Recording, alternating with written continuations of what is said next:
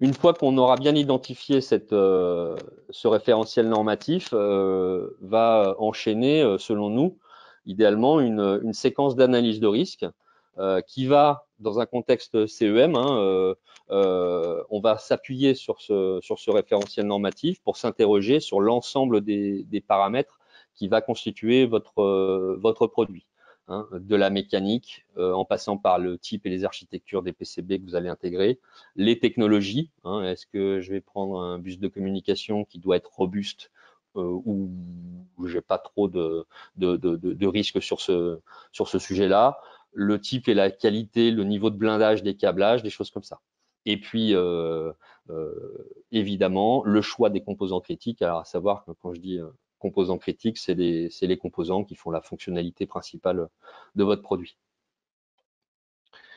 Dans le cadre des certifications radio, c'est un moment. Alors, c'est vrai qu'on va peut-être mettre les pieds dans le plat puisque c'est un moment qui nous apparaît propice pour déjà, en premier lieu, challenger le choix du ou des types de liaison sans fil que vous souhaitez implémenter. Si vous en avez plutôt favorisé une seule, c'est le bon moment pour s'interroger de savoir si ça apparaît comme le bon choix, le bon protocole. Et s'il y en a plusieurs, on vous encouragera aussi à vous interroger sur la nécessité, l'utilité de l'ensemble de ces liaisons. À savoir qu'un protocole égale une certification, pour schématiser. Et on vous dit ça parce que il nous est arrivé de rencontrer un certain nombre de produits qui embarquaient 3 ou 4 protocoles différents, le NFC, le BLE, le Wi-Fi, etc.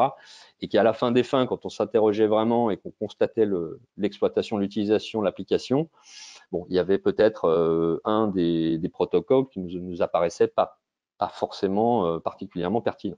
Voilà. Donc une fois que vous serez interrogé sur ce point-là, on encouragera l'équipe de développement à prendre une attention et un soin tout particulier à analyser et à choisir les composants qui assureront les fonctionnalités radio. Donc évidemment le couple chipset radio module et son ou ses antennes. Alors pour la suite de la présentation, j'utiliserai le mot module pour éviter de charger trop le discours. Mais quand je vais dire module, ça intégrera l'ensemble des différentes solutions qui vont vous permettre d'implémenter le protocole. Et puis par rapport à la CEM, on veut également insister sur le fait que la radio est encore plus une histoire de compromis, puisque là, on va essayer vraiment de chercher le meilleur compromis entre la recherche de performance, que ce soit en termes de distance de portée, de directivité, des choses comme ça, et le respect des exigences. Donc, l'un est, je vais pas dire est contradictoire à l'autre, mais pas très loin. Et donc là, on est vraiment sur une ligne de crête qu'il va falloir aller chercher. In fine, de ces analyses de risque, on va en choisir, on va en déduire des choix de conception, pardon. On va pouvoir identifier le niveau d'effort qu'il va falloir mettre pour maîtriser le module radio choisi, l'intégrer correctement et lui associer une ou plusieurs antennes adaptées. Ça peut paraître évident, mais c'est vraiment quelque chose qu'il va falloir bien soigner et qui va assurément mettre votre projet sur de très bons rails. Et puis, une fois qu'on aura également choisi ces composants critiques, on va à ce moment-là être capable de dresser la liste exhaustive des essais radio qui seront à réaliser en fonction du niveau de certification du module que vous aurez retenu. On y reviendra tout à l'heure.